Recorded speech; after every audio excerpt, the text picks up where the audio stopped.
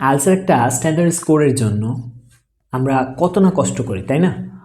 একটা স্কোরের জন্য আমরা কি পরিমাণ পড়াশোনা করি, অথবা আমরা দেখা গেছে রাতের ঘুম হারাম করে পড়াশোনা করতেছি বাট সুন্দর একটা স্কোরের জন্য। ইভেন অনেকে আমরা দেখতেছি প্রথমবার স্কোর না হলে আমরা সেকেন্ড টাইম এক্সাম দিচ্ছি। এই যে একটা কষ্ট আসলে কেউ বোঝে না। আর এই কষ্টটা, ইভেন এই যে পরিশ্রম করতেছি সবই ঠিক আছে, বাট আমাদের একটা প্ল্যানিং সেট করা নাই যে কিভাবে পড়াশোনা করলে একটা ভালো স্কোর আমরা আসবো বা কীভাবে আমরা টাইম ম্যানেজমেন্ট করতে পারবো। সো আজকে আমি আপনাদের সামনে সবগুলা বিষয় নিয়ে একটা স্টাডি প্ল্যান শেয়ার করবো, আর সেটা হচ্ছে the best study plan about IELTS. আশা করি এটা আপনাদের কাজে লাগবে। তো ভিডিওটা টেনে না দেখে সম্পূর্ণ দেখে ট্রাই করবেন। আর হ্যাঁ, যেহেতু একটা স্টাডি প্ল্যান শেয়ার করতেছি, অবশ্যই খাতা কলম নিয়ে বসবেন যাতে করে নোট করতে পারেন, আপনাদের জন্য উপকার হবে। একটা জিনিস ভাবেন তো, আইএলটিএস যখন কোর্স কমপ্লিট করে ফেলেন তার মানে আপনি কিন্তু আইএলটিএস দিয়ে দিয়েছেন তা না। আইএলটিএসের কোর্স আপনি যেখান থেকেই কমপ্লিট করেন, কোর্স কমপ্লিট করার পরেই হচ্ছে আপনার জার্নি। আর সেই জার্নিটাকে স্মুথলি কমপ্লিট করার জন্য আপনার সবচেয়ে ইম্পর্টেন্ট হচ্ছে একটা স্টাডি প্ল্যান। আর আমি আপনাদের সামনে এটাই শেয়ার করতে যাচ্ছি। প্রথমত, আপনি যখন সকালে ঘুম থেকে উঠবেন, নাম্বার 1 যেটা, সেটা হচ্ছে আপনি একটা মাইন্ড সেট আপ করবেন যে আমি রেগুলার 4টা মডিউল যাতে আমি শেষ করে ঘুমাতে পারি। প্রত্যেক দিনও যখন আপনি 4টা মডিউল পরে ঘুমাবেন, ইনশাআল্লাহ আপনার একটা ভালো স্কোর আসবে। আর এই 4টা মডিউল কীভাবে পড়াশোনা করব সেটা আমি আপনাদের সাথে শেয়ার করতেছি। নাম্বার 1, আপনি সকাল 7টা থেকে 8টা পর্যন্ত স্পিকিং পার্ট 1 প্র্যাকটিস করবেন। সকালবেলা যখন ঘুম থেকে মানুষ উঠে, আমরা যখন উঠে একটু আমাদের একটু আলসামি স্বভাব আছে সবারই। সো আমরা ঘুম থেকে উঠে দেখা গেছে আবার একটু ঘুম পায়, আমার মনে হচ্ছে যে আরেকটু ঘুমাই। সো আমার প্ল্যানে বা আমি যেভাবে পড়াশোনা করি, সকাল 7টা থেকে 8টা পর্যন্ত স্পিকিং পার্ট 1 আপনি যেটা করবেন, just read the symbol answer loudly. আপনি স্পিকিং মার্কার স্পিকিং হতে পারে, বা যেই স্পিকিং বইটা আপনার কাছে আছে সেই বই থেকে স্পিকিং পার্টটা আপনি র্যান্ডমলি পড়বেন, মেমোরাইজ করার দরকার নেই। আপনি just read the symbol answer loudly, আস্তে আস্তে পড়বেন না, জুড়ে পড়বেন। জুড়ে পড়লে ফায়দা কী হবে? 1 নম্বর ফায়দা হচ্ছে আপনার প্রোনাউন্সিয়েশনটা ক্লিয়ার হয়ে যাবে, আর 2 নম্বর ফায়দাটা হচ্ছে আপনার ঘুম চলে যাবে। এটা গেল সকালবেলা, সকাল 7টা থেকে 8টা। তারপরে আপনি 8টা থেকে 9টা পর্যন্ত এই 1 ঘন্টা আপনি লিসনিং প্র্যাকটিস করবেন, এবং সেটা হবে ফুল লিসনিং টেস্ট। মনে রাখবেন, আমাদের লিসনিং টেস্টে মাত্র 30 মিনিট সময়, তাই না? তার মানে আপনি 30 মিনিট লিসনিং টেস্ট দিবেন, দেওয়ার পরে কয়টা আনসার হয়েছে সেটা কাউন্ট করবেন। এখন আপনার জয়টা হইছে, ফর এক্সাম্পল আপনার 40টার মধ্যে আপনার হতে পারে 26টা হইছে, বাকি 14টা কেন হইল না সেটা কিন্তু পরবর্তীতে 30 মিনিটে আপনি চেক করবেন। আমরা যেটা করি, আমাদের লিসনিং ইমপ্রুভ হয় না, তার কারণটা হচ্ছে আমরা শুধু টেস্ট দিয়ে চলে যাই, কিন্তু আমরা আমাদের যে মিস্টেকগুলো আছে সেটা অ্যানালাইজ করি না। আজকের পর থেকে লিসনিং হুদাই টেস্ট না দিয়ে আপনার যতগুলো লিসনিং টেস্টের যেই আনসারগুলো হয়েছে দ্যাটস ফাইন, বাট যেগুলো হয় নাই সেগুলোর উপরে আপনি কাজ করবেন। এই জিনিসটা মাথায় রাখবেন। তার মানে লিসনিং হচ্ছে 8টা থেকে 9টা, এবং এই টাইমটা আমার 30 মিনিট হচ্ছে লিসনিংয়ের জন্য। ফুল লিসনিং আমি শুনবো পার্ট 1 থেকে পার্ট 4 পর্যন্ত, সবগুলো আনসার করব, করার পরে যেগুলো মিস্টেক আছে আমরা ওইগুলো বাকি 30 মিনিটে সলভ করব। ওকে, অ্যান্ড দেন আপনার 9টা থেকে 10টা পর্যন্ত ব্রেক টাইম, আপনি ব্রেকফাস্ট করতে পারেন, অথবা আপনার মতো করে আপনি সময়টা এনজয় করতে পারেন। এরপরে যেটা করবেন, 10টা থেকে 12:30টা পর্যন্ত, এই টাইমটা অনেক অনেক গুরুত্বপূর্ণ। আর আমরা এই টাইমে আমি যেটা করছি সেটা হচ্ছে আপনি রিডিং কোয়েশ্চেন টাইপ প্র্যাকটিস করবেন। এখন সেটা কিভাবে, ভালো করে শুনুন। রিডিং কোয়েশ্চেন টাইপ প্র্যাকটিসের সিস্টেমটা হচ্ছে, আপনি ধরেন ক্যামব্রিজ 9 থেকে 18 পর্যন্ত প্র্যাকটিস করবেন, রাইট?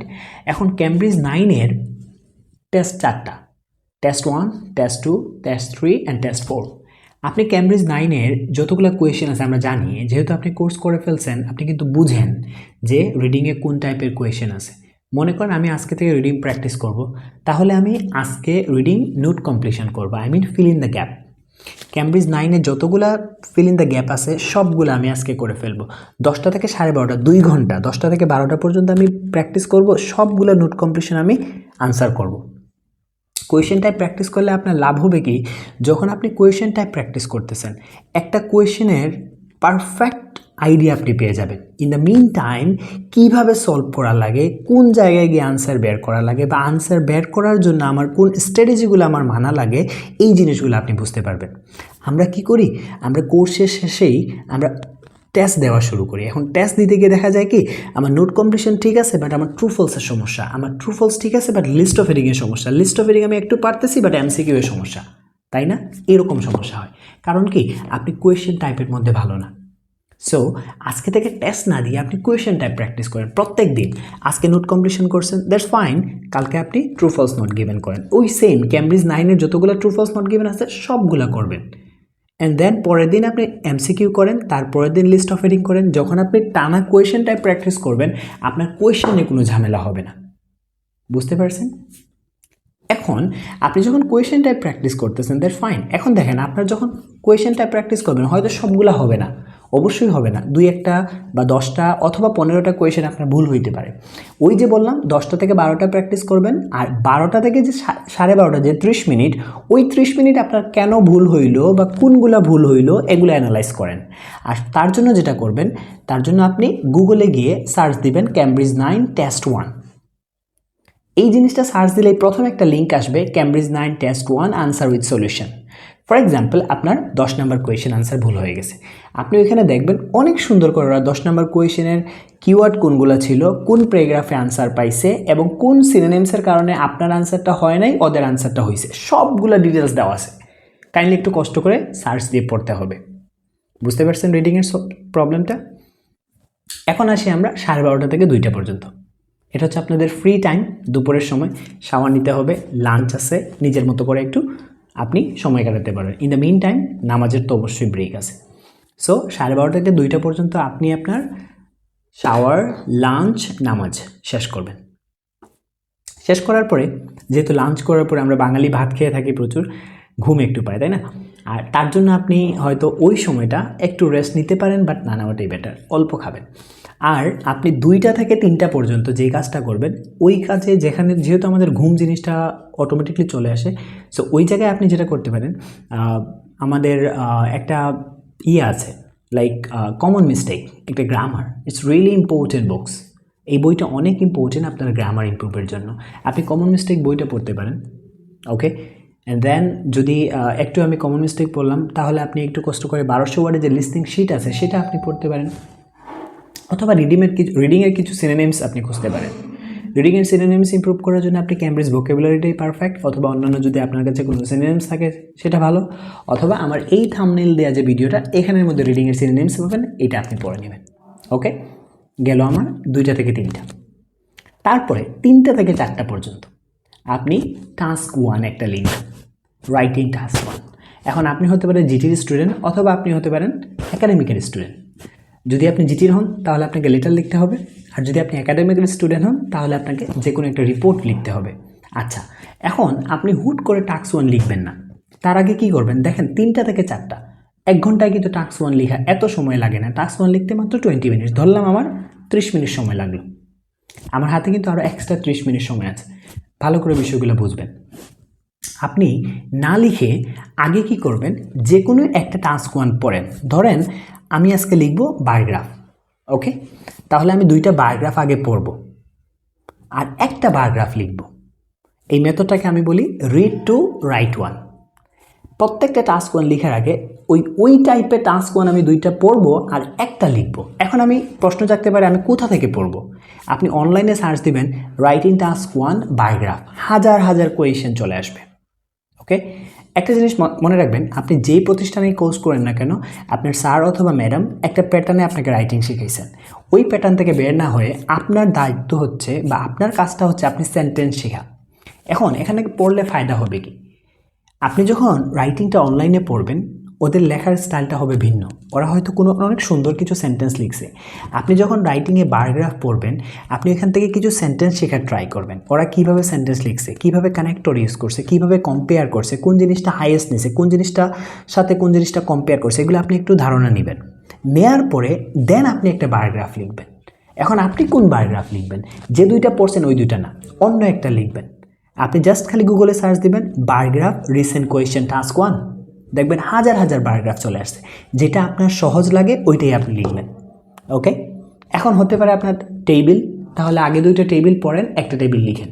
হতে পারে সেটা কম্বাইন চার্ট, আগে 2টা কম্বাইন চার্ট পড়েন, একটা কম্বাইন লিখেন। এইভাবে আপনাকে লিখতে হবে, আদারওয়াইজ আপনার রাইটিং ইমপ্রুভ হবে না। আমরা কি বলি, আমরা প্রত্যেক দিন রাইটিং লিখি, বাট একটা প্রবলেম হচ্ছে স্যার আমার রাইটিং ইমপ্রুভ হচ্ছে না, 5.5 থেকে বা আমি রাইটিংয়ে বেশি পাচ্ছি না, ব্লা ব্লা ব্লা অনেকগুলা। সো আপনি যদি আপনার মিস্টেকগুলো না বুঝেন তাহলে হবে না। ইভেন অনেকের একটা ভালো ড্রিম থাকে যে আমার রাইটিংয়ের স্কোর ভালো হতে হবে। আপনার রাইটিংয়ে যদি আপনি স্কোর ভালো করতে চান, অবশ্যই আপনাকে রাইটিংয়ের স্যাম্পল আনসার পড়তে হবে। ওকে, গেল আমার 3টা থেকে 4টা। দেন আপনার 4টা থেকে সন্ধ্যা 7টা পর্যন্ত ব্রেক টাইম, যেহেতু বিকেলের সময় আপনি একটু আড্ডা দিতে পারেন, একটু বাইরে যেতে পারেন, অথবা আপনার যেটা কাজ সেটা করতে পারেন। তবে যেহেতু আইএলটিএস প্রিপারেশন নিতেছেন, আড্ডা জিনিসটা কমিয়ে ওই সময়টাতে আপনি মক টেস্ট দিতে পারেন। ওকে, আপনি আপনার পাশের আশেপাশের জন্য কোনো সেন্টার্স থাকে, ওই সেন্টারে আপনি মক টেস্ট দিবেন। কারণ কন্টিনিউয়াস যখন আপনি মক টেস্ট দিবেন, অবশ্যই আপনার এক্সাম ভালো হবে।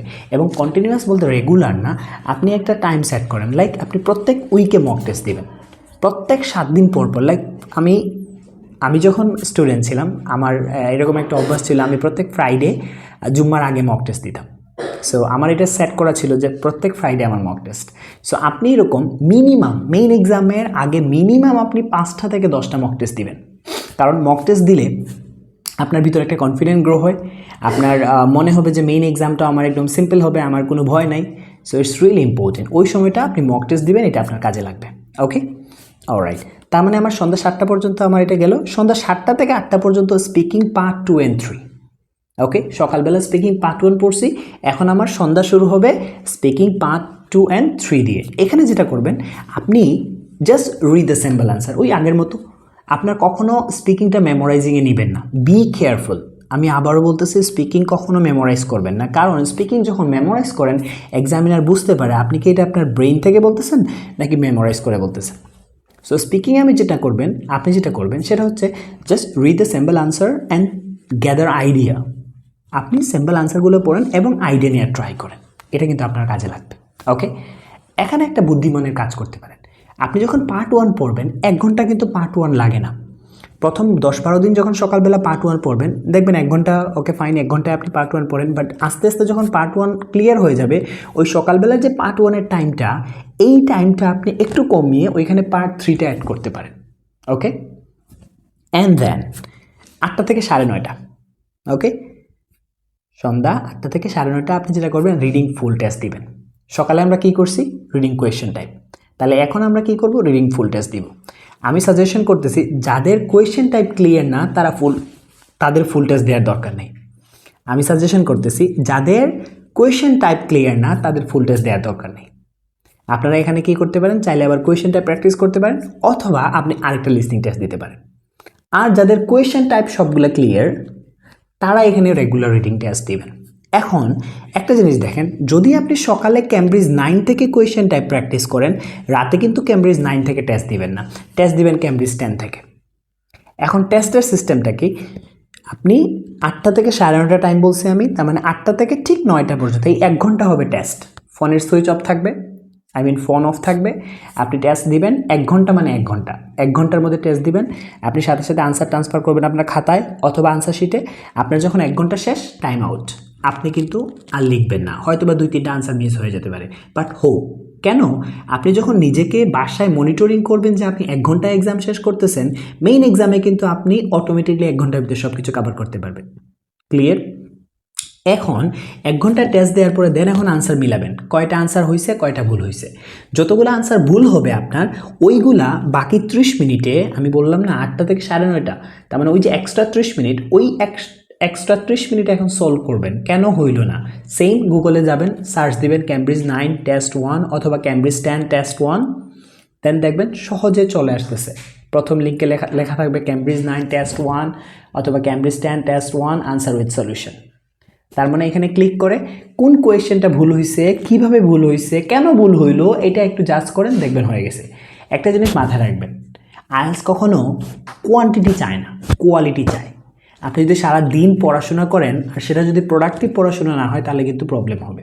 সো সারাদিন পড়াশোনা না করে প্রোডাক্টিভ পড়াশোনা করবেন। ওকে, দেন আপনি 9:30 থেকে 10:30 পর্যন্ত এই সময়টা 1 ঘন্টা আপনার ফ্রি, আপনি ডিনার করতে পারেন, এশার নামাজ আছে, অথবা আপনার মতো করে 1 ঘন্টা আপনি স্পেন্ড করেন। অ্যান্ড দেন 10:30 থেকে 11:30 পর্যন্ত এই 1 ঘন্টা আপনার হচ্ছে টাস্ক 2 এর জন্য। আপনি কি করবেন, টাস্ক 2 ওই সেম আমাদের টাস্ক 2 এ 4টা আছে, ডিসকাশন আছে, অপিনিয়ন আছে, প্রবলেম সলিউশন আছে, 2 পার্ট আছে। আপনি 4টা এসে কী করবেন, আপনি 4টা এসে লিখার আগে লাইক আপনি সেট করলেন আজকে আমি ডিসকাশন এসে লিখবো, ওকে ফাইন, আগে ডিসকাশন এসে লিখার আগে 2টা ডিসকাশন এসে পড়েন। আপনি কোথা থেকে পড়তে পারেন, অনলাইন থেকে পড়তে পারেন, অনলাইনে অনেকগুলো সোর্স দেওয়া আছে, বাট আমি বলবো আইএলটিএস ব্লগ থেকে পড়ার জন্য। গুগলে গিয়ে সার্চ দেবেন আইএলটিএস ব্লগ টাস্ক 2 ব্যান্ড 7, ওকে। ব্যান্ড 7-এর রাইটিং পড়লে কী হবে, যখন একটা আইএলটিএস ব্লগ থেকে রাইটিং পড়বেন, এখানে দেখবেন ব্যান্ড 7-এর রাইটিং পড়বেন, এর উপরে পড়বেন না। এখানে লেখা থাকবে, অনেক সুন্দর করে এসে দেওয়া থাকবে, কিছু কিছু ব্লু কালার ফুল এসে থাকবে ব্ল্যাক কালারের লেখা, মাঝখানে কিছু কিছু ব্লু কালার লেখা থাকবে। ওই ব্লু কালারগুলো হচ্ছে ভুল ওয়ার্ড, ভুল হয়েছে ওদের। এই ব্লুগুলোর মধ্যে ক্লিক করলে দেখবেন ব্ল্যাক কালারের সঠিক ওয়ার্ডটা বের হয়ে আসবে। তার মানে আপনি যখন একটা ব্যান্ড 7-এর রাইটিং পড়বেন, এখানে দেখবেন যে কেন কোনগুলো ভুল হয়েছে আর কেন ও ব্যান্ড 7 পাইছে। আমি যখন 2টা ডিসকাশন এসে পড়বো অ্যান্ড দেন আমি একটা ডিসকাশন এসে লেখার ট্রাই করব। তার মানে ওই যে 2টা থেকে আমি আইডিয়া নিলাম কীভাবে লিখছে, কীভাবে লেখা উচিত, দেন আমি আমার মতো করে লিখব। ক্লিয়ার? এটাই হচ্ছে আমাদের পড়াশোনার মেইন প্ল্যান।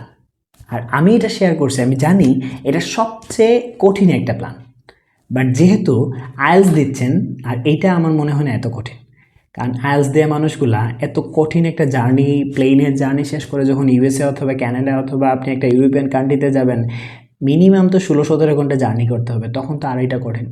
সো এই সুন্দর একটা জার্নি যাতে সুন্দর হয়, তার জন্য একটা সুন্দর স্কোর দরকার।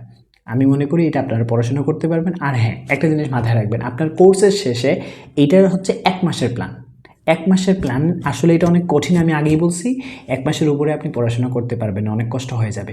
যদি আপনি 1 মাসের মধ্যে পরীক্ষা না দিতে পারেন, তাহলে 1.5 মাস, 1 মাস 15 দিনের মধ্যে পরীক্ষা দিয়ে দেবেন। এর বেশি যদি সময় নেন, আমার মনে হয় না আপনার স্কোর আসবে। কারণ আইএলটিএস হচ্ছে যত গরম গরম আপনি পরীক্ষা দিবেন, সেটা আপনার ভালো। আর যদি লেট করে ফেলেন, তাহলে দেখবেন গুলাই ফেলতেছেন। স্পিকিং আপনার ইমপ্রুভ হবে, লিসনিং ডাউন হয়ে যাচ্ছে, রিডিং ইমপ্রুভ হলে রাইটিং ডাউন হয়ে যাচ্ছে। আমাদের এক্সপিরিয়েন্স থেকে এটাই বলে, কারণ টিচিং প্রফেশনে 3.5 ইয়ার্স ধরে আসি, আমি বুঝতে পারতেছি যে কাদের ডাউন হয় বা কাদের কীরকম হয়। সো আশা করি আপনাদের আইএলটিএস জার্নিটা ভালো হবে।